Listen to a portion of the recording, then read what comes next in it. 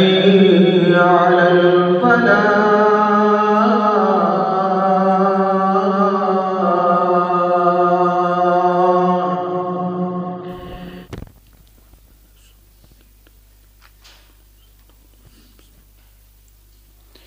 السلام عليكم ورحمة الله وبركاته.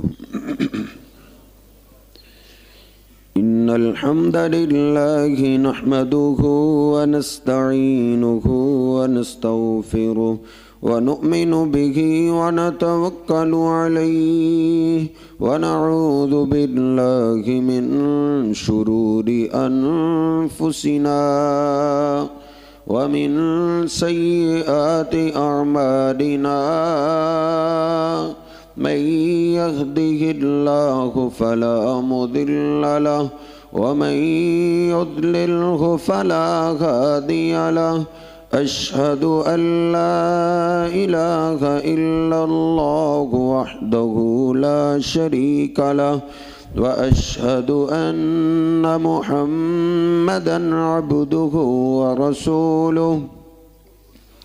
اللهم صل على محمد وأزواجه وذريته كما صليت على آل إبراهيم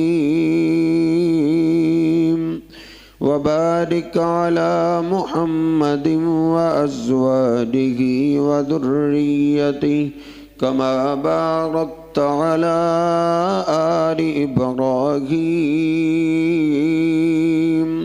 إنك حميد مجيد. رب اشرح لي صدري ويسر لي أمري واحلل عقدة من لساني يفقه قولي.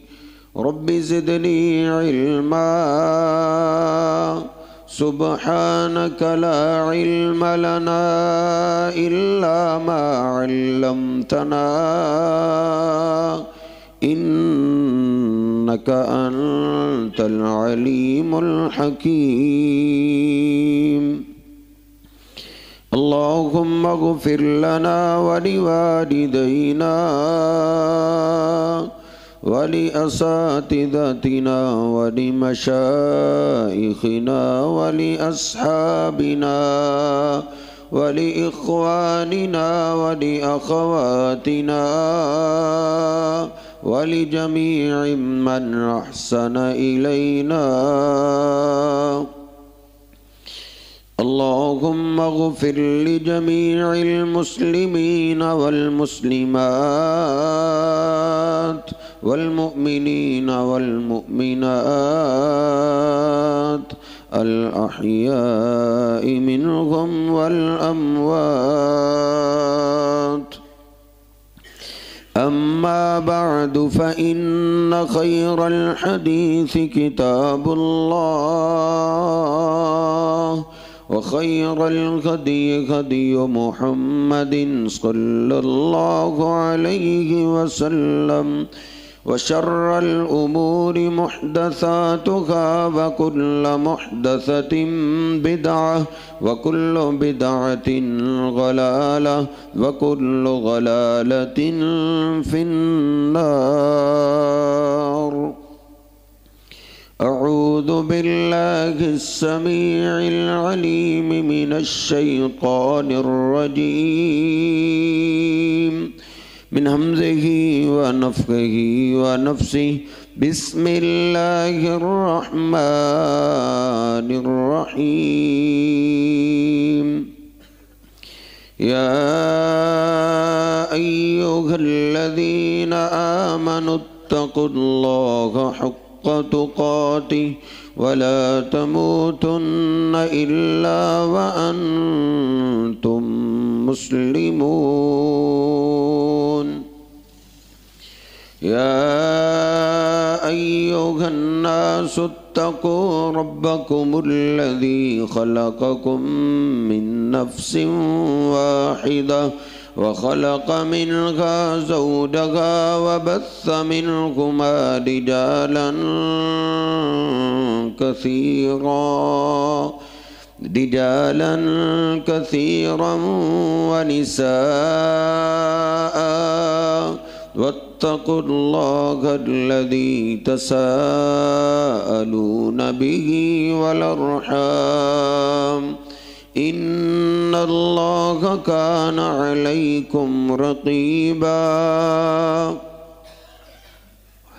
يا أيها الذين آمنوا اتقوا الله وقولوا قولا سديدا يصلح لكم أعمالكم ويغفر لكم ذنوبكم ومن يطع الله ورسوله فقد فاز فوزا عظيما سبحان ربك رب العزة عما يصفون وسلام على المرسلين والحمد لله رب العالمين.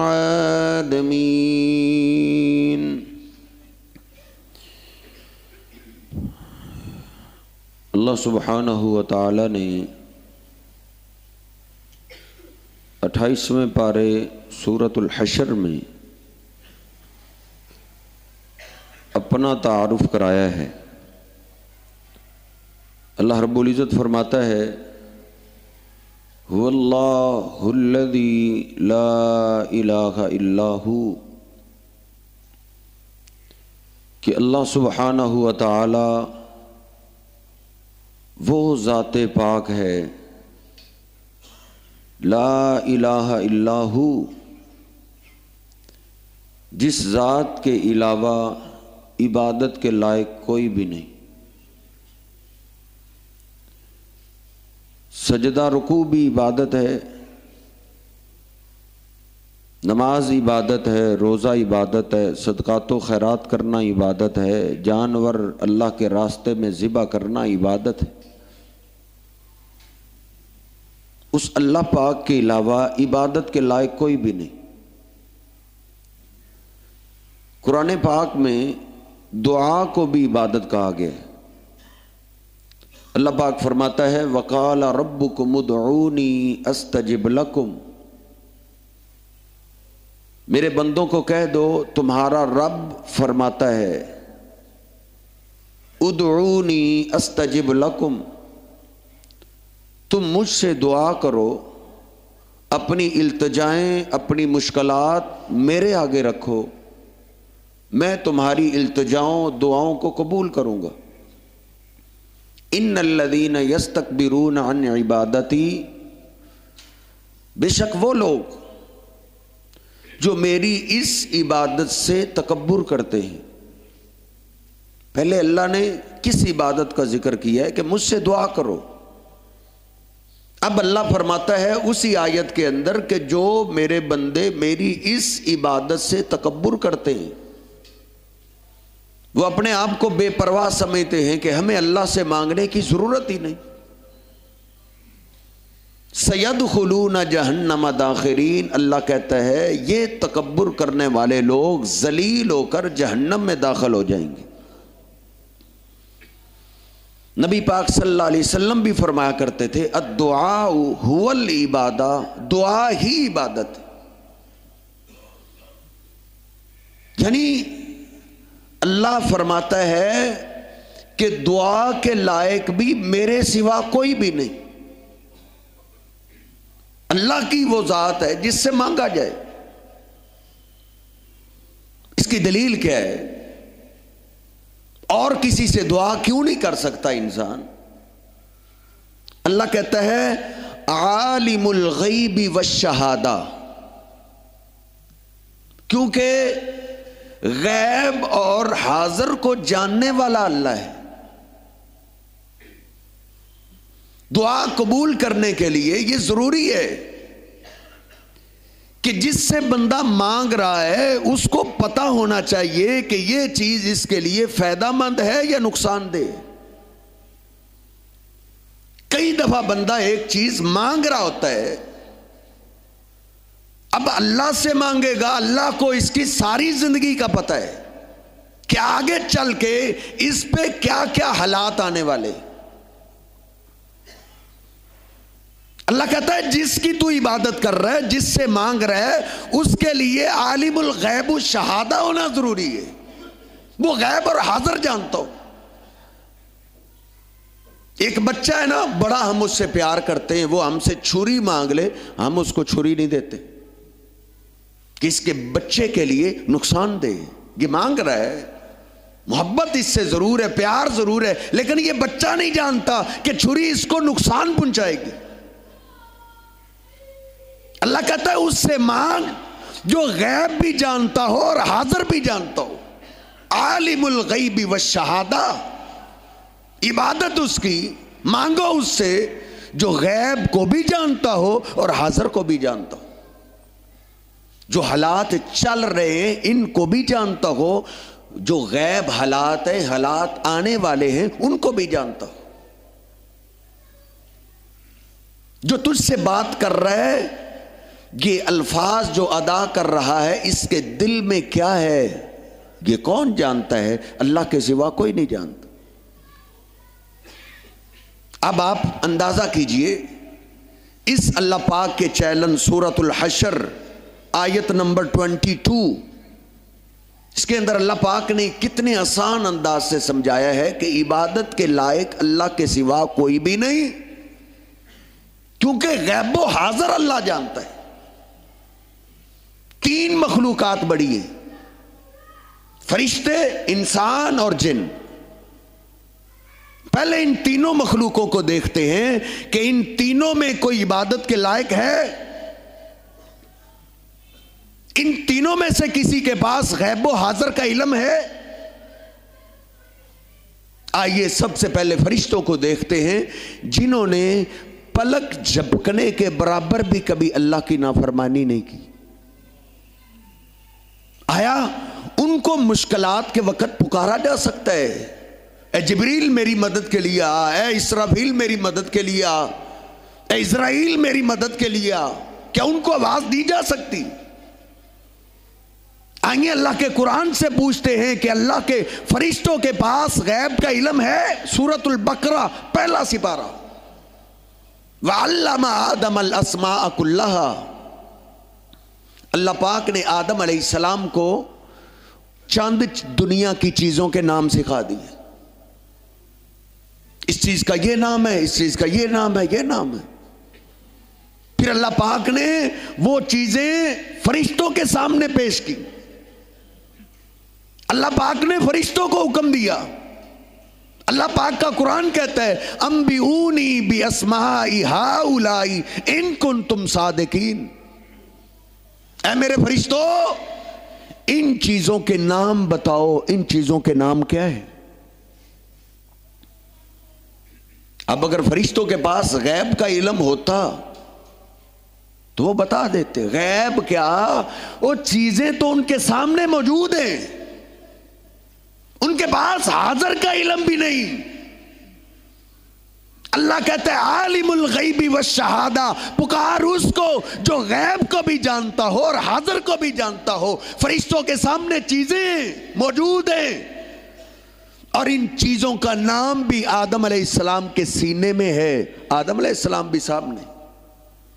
فرشتوں کا جواب اللہ کے قرآن میں فوراً بول اٹھے، قالوا سبحانک لا علم لنا الا ما علمتنا انک انت العلیم الحکیم۔ اے اللہ ہمارے پاس تو صرف وہ علم ہوتا ہے جو تو ہمیں سکھا دے، ان چیزوں کے نام ہم سے غیب ہیں، لا علم لنا، یہ غیب کا علم ہمارے پاس نہیں ہے۔ کسی فرشتے کے پاس بھی غیب کا علم نہیں۔ عبادت کے لائق وہ ہے جو غیب و حاضر جانتا ہو۔ جب فرشتوں کے پاس نہیں تو آیا کیا جنوں کے پاس غیب کا علم ہے؟ اللہ پاک کا قرآن سورۃ سبا، سلیمان علیہ السلام جنوں سے بیت المقدس تعمیر کروا رہے، ادھر سے موت کا پیغام آ گیا، لاٹھی کے سہارے کھڑے ہیں۔ سلیمان علیہ السلام کے پاس فرشتہ آیا، اللہ کی طرف سے موت کا پیغام آیا ہے، اللہ تیرا گھر بنا رہا ہوں، کیا میں اپنے گھر بنانے کے لیے کسی کا محتاج نہیں ہوں؟ یہ تو اللہ کی مہربانی ہوتی ہے، خاص کرم ہوتا ہے، خاص فضل ہوتی ہے۔ ہم جیسے نلائکوں سے اللہ اپنی گھر کا کام لے لے، حالانکہ اللہ اپنے گھر کے نظام کو چلانے کے لیے کسی کا محتاج نہیں۔ اللہ نے کہا ٹیک لگاؤ لاٹھی پہ، ٹیک لگا لی روح پرواز کر کے۔ سلیمان علیہ السلام لاٹھی کے سہارے کھڑے ہیں، جن لگے ہوئے، پیچھے پلٹ کے دیکھتے کہ سلیمان ہماری نگرانی کر رہے ہیں، لاٹھی کے سہارے کھڑے ہیں جیسے ان کو دیکھ رہے ہیں۔ بار بار دیکھنے کے باوجود بھی جنوں کو علم نہ ہو سکا، حتیٰ کہ بیت المقدس تعمیر کرتے رہے، مکمل ادھر سے تعمیر مکمل ہو گئی، ادھر سے سلیمان علیہ السلام کی لاٹھی کو زمین کے کیڑے دیمک نے کھانا شروع کر دیا۔ لاٹھی کمزور ہوئی، لاٹھی ٹوٹ گئی، سلیمان علیہ السلام کا جسم پاک زمین پہ آ گیا۔ جو ہی سلیمان علیہ السلام کا جسم پاک زمین پہ گرا تو جن فوراً بول اٹھے۔ ان کی بولی قرآن پاک میں ہے، کیا کہتے؟ اللَّوْ كَانُوا يَعْلَمُونَ الْغَيْبَ مَا لَبِثُوا فِي الْعَذَابِ الْمُهِينِ۔ ہائے کاش ہم غیب جانتے ہوتے تو اس مصیبت میں ہم نہ پڑے رہتے۔ ہم تو یہی سمجھتے رہے کہ سلیمان علیہ السلام ہماری نگرانی کر رہے ہیں۔ یہ دیکھو سلیمان علیہ السلام تو کئی دنوں سے دنیا سے چلے گئے، لاٹھی کو دیمک نے کھایا ہے، کمزور ہو کے ٹوٹی ہے۔ تو پھر ہمیں پتہ چلا ہے جن بھی اقرار کیا کر رہے ہیں کہ غیب کا علم ہمارے پاس نہیں ہے۔ بھائی جن کی بھی عبادت جائز نہیں، فرشتے کی بھی عبادت جائز نہیں، کیونکہ ان کے پاس غیب اور حاضر کا علم نہیں۔ ہاں آئیے انسانوں کو دیکھ لیتے ہیں، کیا اللہ کے سوا انسانوں کی عبادت جائز ہے؟ اپنی مشکلات، اپنی حاجات کسی انسان کے سامنے بندہ رکھ سکتا ہے؟ قرآن پاک پڑھیے ترجمے کے ساتھ۔ انسانیت کا آغاز آدم علیہ السلام سے ہوا ہے۔ اللہ نے بڑی عزت دی، اللہ پاک نے آدم علیہ السلام کو اپنے ہاتھوں سے پیدا کیا ہے، اپنے ہاتھوں سے۔ باقی جس کو بھی بنایا ہے اللہ پاک نے کن کہہ کے پیدا کیا ہے، لیکن آدم علیہ السلام کی یہ شان ہے، اللہ پاک نے اپنے ہاتھوں سے بنایا ہے۔ آدم علیہ السلام کو اللہ پاک نے جنت میں داخل کر دیا اور کیا کہا؟ اِنَّ هَذَا عَدُوٌّ لَكَ، اے آدم یہ شیطان تیرا بھی دشمن ہے اور تیری بیوی کا بھی دشمن، اس سے بچ کے رہنا ہے۔ اور اللہ پاک نے ایک درخت سے منع کر دیا۔ سورۃ الاعراف 2 رکوع 8واں سپارہ۔ آدم علیہ السلام یہ بات بھول گئے، شیطان آیا، آ کے کہتا ہے بوڑھے آدم، هل ادلک علی شجرۃ الخلد وملک لا یبلی، اے آدم کیا میں تجھے ایک درخت نہ بتاؤں جس درخت کا اگر تو پھل کھا لے گا تو تو ہمیشہ ہمیشہ کے لیے جنتی بن جائے گا، پھر تو جنت سے کبھی نہیں نکلے گا۔ وَمُلْكٍ لَا يَبْلَى، جو اس درخت کا پھل کھا لیتا ہے اس کو پھر وہ بادشاہی ملتی ہے جو بادشاہی کبھی کوئی چھین نہیں سکتا۔ آدم علیہ السلام کو لے گیا کہ یہ درخت جو اس کا پھل کھائے گا وہ ہمیشہ ہمیشہ کے لیے جنتی کبھی نہیں نکلے گا۔ آدم علیہ السلام نے وہی درخت جس سے اللہ نے روکا تھا، اس سے تو اللہ نے روکا ہے۔ ابلیس کہنے لگا بس یہی تو بات ہے، ما نہاکما ربکما عن ہذہ الشجرۃ الا ان تکونا ملکین او تکونا من الخالدین۔ شیطان کہتا ہے اسی لیے تو اللہ نے روکا ہے، کہیں اس درخت کا پھل کھا کے تم ہمیشہ ہمیشہ جنتی نہ بن جاؤ۔ تمہیں اللہ کا یہاں سے نکالنے کا پروگرام ہے، اسی لیے روک دیا ہے کہ اگر تم نے اس درخت کا پھل کھا لیا تو یا تو تم فرشتے بن جاؤ گے یا ہمیشہ ہمیشہ کے لیے جنتی بن جاؤ گے۔ وَقَاسَمَهُمَا إِنِّي لَكُمَا لَمِنَ النَّاصِحِينَ۔ اللہ پاک کا قرآن کہتا ہے 8واں سپارہ سورۃ الاعراف، ابلیس قسمیں اٹھا کے کہنے لگا میں تمہارا خیر خواہ ہوں۔ دوستوں کے مشورے کو بندہ مان لیتا ہے، وگرنہ کبھی مجھے یاد کیا کرو گے۔ یاد تو آدم علیہ السلام کی نسلیں بھی کر رہی، کہتا ہے وَقَاسَمَهُمَا، قسمیں اٹھا کے کہتا ہے میں تیرا خیر خواہ ہوں۔ اللہ کا قرآن کہتا ہے فَأَزَلَّهُمَا الشَّيْطَانُ، دونوں بابا جی آدم اور اماں ہوا کو پھسلا دیا، کس نے؟ شیطان نے۔ سلاد شیطان نے چکر دے دیا، دھوکہ دے دیا۔ کیوں دھوکہ دیے؟ کیونکہ آدم علیہ السلام کے پاس غیب کا علم نہیں تھا۔ آدم علیہ السلام کو بھی بندہ مشکل وقت کے اندر پکار نہیں سکتا، ان کی بھی عبادت اللہ کے سوا جائز نہیں، کیونکہ ان کے پاس غیب کا علم نہیں ہے۔ آدم علیہ السلام کی اولاد میں سے ایک شخصیت ایسی ہے جن کی عظمت آدم علیہ السلام کی ساری اولاد سے زیادہ ہے، انبیاء سے زیادہ، اولیاء سے زیادہ۔ اور وہ ذات پاک کون سی ہے؟ میرے اور آپ کے پیر و مرشد جناب محمد الرسول اللہ صلی اللہ علیہ وسلم۔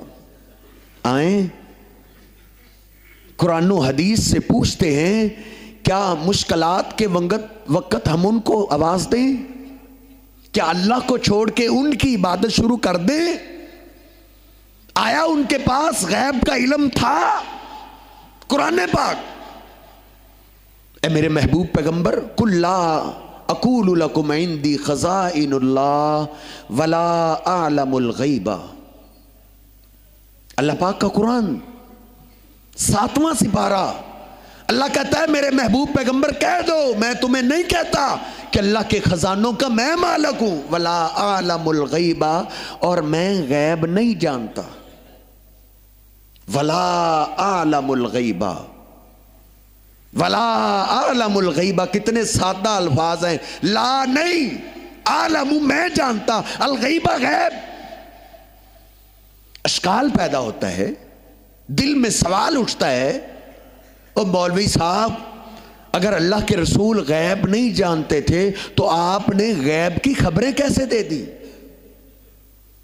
عیسیٰ علیہ السلام کی داستان گزر گئی، موسیٰ علیہ السلام کی داستان گزر گئی، ابراہیم علیہ السلام کی داستان آپ نے کیسے سنا دی؟ سلیمان علیہ السلام کا قصہ آپ نے کیسے بیان کر دیا؟ آدم علیہ السلام کی داستان کب سے گزر گئی؟ اگر اللہ کے پیغمبر غیب نہیں جانتے تو غیب کی خبریں کیسے دے دی؟ نبی پاک صلی اللہ علیہ وسلم نے یہ ساری اطلاعات کیسے دے دی کہ قیامت کے قریب یہ حالات پیدا ہو جائیں گے؟ آپ نے تو جنت اور قیامت کے حالات بتا دیے کہ قیامت کے دن اللہ اولین و آخرین کو جمع کیسے کرے گا، محبوب پیغمبر نے بتا دیا۔ اگر آپ غیب نہیں جانتے تو آپ نے یہ خبریں کیسے دے دی؟ اسی آیت میں اللہ نے اس سارے اشکالوں کا جواب دے دیے۔ میرے محبوب کہہ دو میں غیب نہیں جانتا، ان اتبع الا ما یوحى الی، میں تو صرف اس کی پیروی کرتا ہوں جو میری طرف اللہ پاک کی طرف سے وحی کی جاتی ہے۔ جو اللہ نے مجھے بتایا ہے میں نے اپنی امت کو بتا دی ہے۔ نبی پاک صلی اللہ علیہ وسلم نے جو بھی وحی کے خبریں دی ہیں وہ ساری وحی کے ذریعے دی ہیں۔ بلکہ اللہ کا قرآن پڑھیے، اللہ کہتا ہے وَمَا يَنْتِقُ عَنِ الْهَوَىٰ إِنْ هُوَ إِلَّا وَحْيٌ يُوحَىٰ۔ لوگو تم سارے اپنی مرضی سے بولتے ہو، لیکن میرا محبوب پیغمبر دین کے معاملے میں جب بات کرتا ہے ہماری وحی سے بات کرتا ہے، پابندی ہے۔ اس لیے آئیے قرآن پاک حدیث پاک سے دیکھیے، پڑھیے نبی پاک صلی اللہ علیہ وسلم سے اعلیٰ تو کائنات میں کوئی آیا ہی نہیں.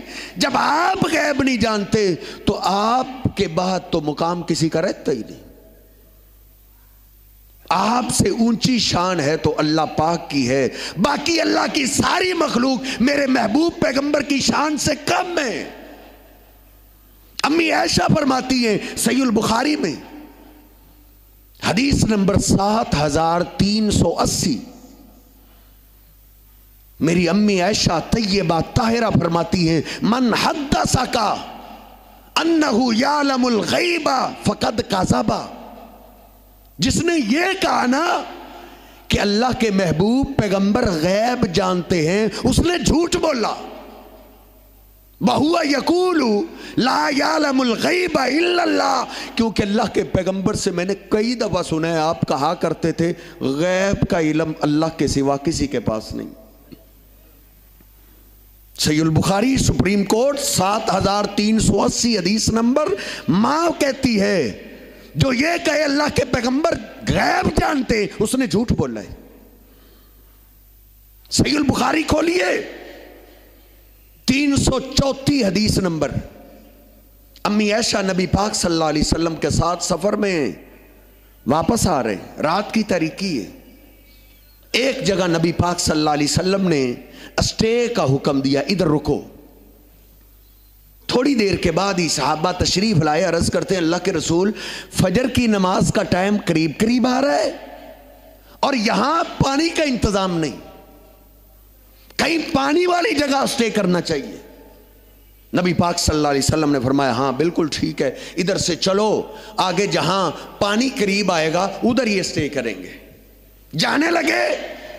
ماں عائشہ فرماتی ہے استعارت عارتن قلادتن، میں ایک ہار ادھار لے کے آئی ہوئی تھی. اچانک میری نگاہ گریبان پہ پڑ گئی تو میں نے کہا اللہ کے رسول میرا ہار گر گیا، ٹوٹ کے گر گیا ہے. امی عائشہ کیوں کہتی ہے جس نے کہا اللہ کے پیغمبر غیب جانتے اس نے جھوٹ بولا ہے. ماں کے سامنے سارے حالات و واقعات تھے. امی عائشہ کہتی ہے اللہ کے رسول میرا ہار ٹوٹ گیا، گر گیا. نبی پاک صلی اللہ علیہ وسلم نے صحابہ سے کہا وہ ساتھیو تمہاری ماں کا ہار گم ہو گیا، پہلے ہار تلاش کرو. صحابہ ہار تلاش کر رہے ہیں. کیوں آپ نے کہا ہے ہار تلاش کرو؟ کہنا تو یہ نہیں چاہیے تھا کہ مجھے پتہ ہے ہار کدھر پڑا ہے، صحابہ فلاں جگہ ہار پڑا اٹھاؤ اور آگے چلے. نہیں، غیب اللہ کے سوا کوئی نہیں جانتا. سارے صحابہ ہار تلاش کر رہے، اوپر سے فجر پھوٹنے کا وقت بالکل سر پہ آ گیا، قریب آ گیا. صحابہ جمع ہو کے ابوبکر صدیق رضی اللہ تعالیٰ کے پاس پہنچے. الا تری الی ما صنعت عائشہ، وہ جناب صدیق تم دیکھ نہیں رہے تمہاری بیٹی عائشہ نے کیا کیا ہے؟ ایک ہار کی تو بات ہے، ادھر تو پانی بھی نہیں. فجر کی نماز کا ٹائم قریب آ رہا ہے، آپ کی بیٹی کی وجہ سے ہماری فجر کی نماز رہ جائے گی. جناب ابوبکر صدیق غصے میں آئے. بخاری شریف 334 حدیث نمبر. ڈانٹنے لگے.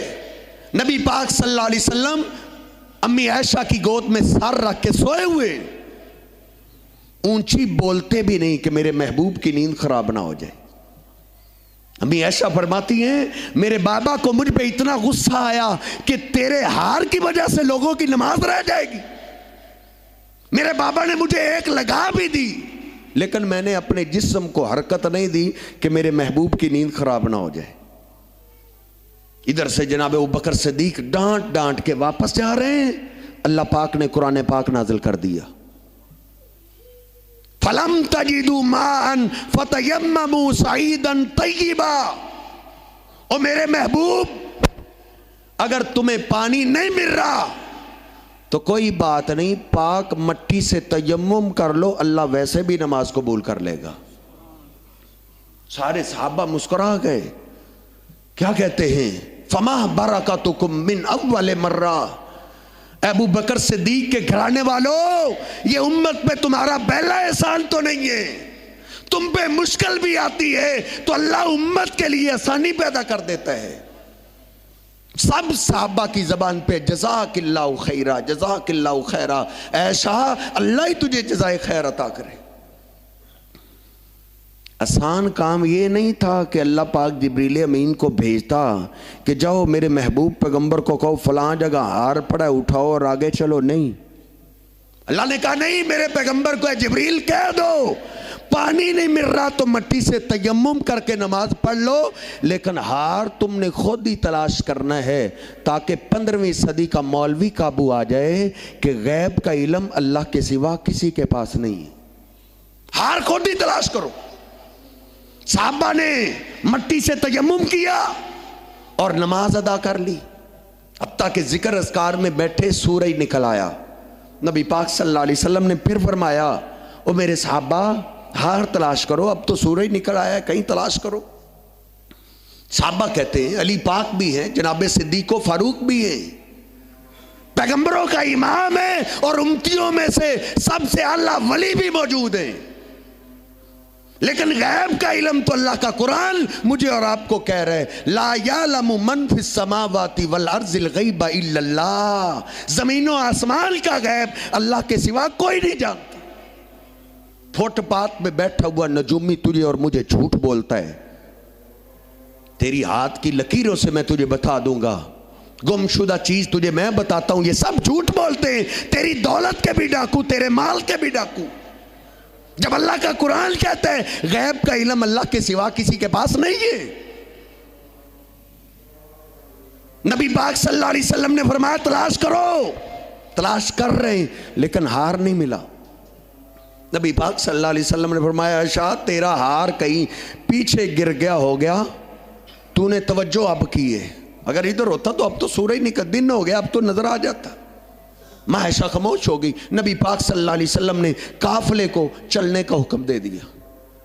امی عائشہ کہتی ہے میں اپنی سواری اونٹنی پہ سوار ہوئی، فبعثنا البعیر والعقد تحتہ، جب میری سواری کو اٹھایا گیا تو ہار سواری کے نیچے پڑا ہوا تھا، ہار سواری کے نیچے۔ امی عائشہ اس لیے سبق دے رہی ہے جو تمہیں کہے اللہ کے رسول غیب جانتے تھے اس نے جھوٹ بولا ہے۔ امی عائشہ طیبہ طاہرہ رضی اللہ تعالیٰ نے ایک اور صبر پہ نبی پاک صلی اللہ علیہ وسلم نے کوچ کا اعلان کیا کہ اب چلو، خیمہ ماں عائشہ کا اٹھا کر سواری پہ رکھ دیا گیا۔ خیمہ اٹھانے والوں نے سمجھا کہ امی عائشہ خیمے میں موجود ہے، ڈولی میں موجود ہے، امی عائشہ کہیں قضائے حاجت کے لیے گئی ہوئی تھی۔ اب قافلہ روانہ ہو گیا، ذرا دل پہ ہاتھ رکھنے والی داستان ہے۔ آپ بھی سفر کرتے ہیں، کہیں پیٹرول پمپ پہ آپ اسٹے کریں، کوئی ہے ایسا مسلمان غیرت مند جو اپنی اہلیہ اپنے گھر والوں کو جان بوجھ کے ادھر چھوڑ کے آ جائے؟ یار ہم نہیں چھوڑ سکتے تو اللہ کے پیغمبر سے بڑھ کے تو غیرت مند ہے ہی کوئی نہیں۔ اللہ کے پیغمبر نے کیوں چھوڑ دیا تھا؟ کیونکہ اللہ کے پیغمبر بھی غیب نہیں جانتے۔ اللہ کا قرآن کہتا ہے سورۃ الاعراف کو وَلَوْ كُنْتُ أَعْلَمُ الْغَيْبَ لَاسْتَكْثَرْتُ مِنَ الْخَيْرِ وَمَا مَسَّنِيَ السُّوءُ۔ ترجمے والا قرآن پڑھنا، سورۃ الاعراف ہے آیت نمبر 188۔ اللہ کہتا کہو اگر میں غیب جانتا ہوتا تو مجھے کوئی تکلیف آتی نہ، مجھے پریشانی آتی نہ۔ امی عائشہ کو ادھر چھوڑ آئے، قافلہ چل پڑا۔ ایک صحابی نبی پاک صلی اللہ علیہ وسلم نے قافلے کے پیچھے چھوڑا ہوا تھا، وہ آئے پیچھے سے، دیکھا ایک عورت لیٹی ہوئی ہے۔ کہتے ہیں صفوان قریب آ کے کہتے ہیں پردے کی ایاز سے پہلے میں نے اپنی امی عائشہ کا چہرہ دیکھا ہوا تھا، دیکھتے ہی میں نے کہا انا للہ و انا الیہ راجعون۔ میں نے سواری کو بٹھا دیا، امی عائشہ کو سواری پہ سوار کیا اور خود میں پیدل نبی پاک صلی اللہ علیہ وسلم کے پاس جب پہنچے، منافقین نے کہا ایک عورت اور مرد اکٹھے کیسے ہو سکتا ہے، شیطان ان پہ حملہ نہ کرے۔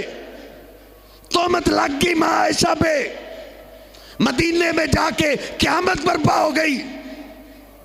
امی عائشہ فرماتی ہیں فَبَقَيْتُ يَوْمَيْنِ وَلَيْلَةً، میں سارا دن ہی روتی رہی، اگلی رات بھی روتی رہی، اگلا دن بھی روتی رہی، میں نے یہ یقین کر لیا کہ یہ مجھے رونا ہی مجھے مار دے گا۔ جناب ابوبکر صدیق رضی اللہ تعالیٰ عنہ وہ بھی روتے ہوئے کہتے ہیں لوگو تم نے یہ کیسی بات کر دی ہے ابوبکر کے گھرانے کے بارے میں، واللہ ما قیل لنا ھذا فی الجاہلیہ، اللہ کی قسم ہے ایسی بات تو ہمارے خاندان کے بارے میں اسلام سے پہلے نہیں کسی نے کہی تھی، اسلام کے بعد ایسے کیسے ہو سکتا ہے؟ قیامت برپا ہے، اللہ کے پیغمبر پریشان، پورا مہینہ گزر گیا، ایک مہینے کے بعد نبی پاک صلی اللہ علیہ وسلم میری اور آپ کی امی عائشہ کے پاس آئے اور آپ نے کیا بات کہی؟ صحیح البخاری حدیث نمبر 2661 2661، امی عائشہ کے سامنے آ کے نبی پاک صلی اللہ علیہ وسلم نے اللہ کی حمد و ثنا بیان کی اور کیا فرمایا؟ ان کنتی الممتی بذنب فاستغفر اللہ وتوبی الیہ، اے عائشہ میرا اللہ بڑا غفور الرحیم ہے، اگر تجھ سے غلطی ہو گئی ہے تو اللہ سے معافی مانگ لو، اللہ معاف کر دے گا۔ امی عائشہ فرماتی ہیں اس کا جواب مجھے آیا نہیں کہ میرے محبوب پیغمبر بھی میرے بارے میں یہ سوچ رکھتے۔ امی عائشہ فرماتی ہیں میری آنکھوں میں آنسو آ گئے اور میں گر پڑی، میری زبان پہ اور کچھ نہیں آیا، کہا میری مثال یوسف کے باپ کی طرح ہے، میں تمہیں کچھ نہیں کہتی، میں وہی کہوں گی یعقوب علیہ السلام نے جو کہا تھا، انما اشکو بسی وحزنی اللہ، اے اللہ میرے پیغمبر بھی اگر یہ بات کرتے ہیں تو میں پھر شکایتیں تیرے آگے ہی رکھتی ہوں، واللہ المستعان علی ما تصفون، اللہ میرا مددگار ہے، اللہ ہی میرے بارے میں کوئی فیصلہ کر دے گا۔ امی فرماتی ہے میرے دل میں یقین تھا کہ میرا اللہ میرے محبوب پیغمبر کو بتا دے گا، لیکن اتنا یقین نہیں تھا کہ میری شان میں تو اللہ قرآن نازل کرنے والا ہے۔ اللہ کو تو پتا تھا ساری صدیوں کا بعد کے اندر لوگ آ کے محبوب پیغمبر کی بیویوں پہ بولیں گے، اللہ نے قرآن نازل کر دیا سبحانکا ھذا بہتان عظیم، نبی پاک صلی اللہ علیہ وسلم پسینہ صاف کر رہے ہیں اور کہہ رہے ہیں عائشہ تجھے مبارک ہو، اللہ پاک نے تیری شان میں سورت نازل کر دیے، لا یعلم من فی السماوات والارض الغیب الا اللہ هو اللہ الذی لا الہ الا هو عالم الغیب والشہادہ، عبادت اس کی، پکار اس کو جو غیب و حاضر کو جانتا ہو، اللہ کے سوا غیب کو کوئی بھی نہیں، حاضر بھی نہیں جانتا۔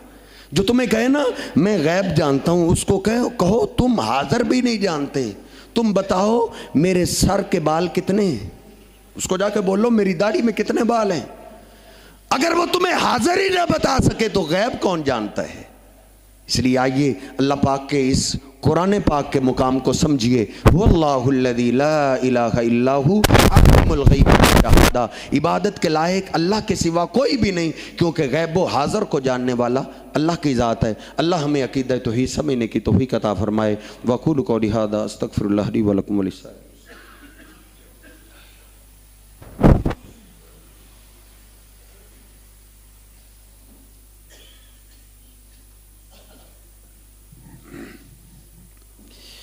إن الحمد لله نحمده ونستعينه ونستغفره ونؤمن به ونتوكل عليه ونعوذ بالله من شرور أنفسنا ومن سيئات أعمالنا من يهده الله فلا مضل له ومن يضلله فلا هادي له أشهد أن لا إله إلا الله وحده لا شريك له وأشهد أن محمدا عبده ورسوله اللهم صل على محمد وأزواجه وذريته كما صليت على آل إبراهيم وبارك على محمد وأزواجه وذريته كما باركت على آل إبراهيم إنك حميد مجيد ربنا آتنا في الدنيا حسنة وفي الآخرة الآخرة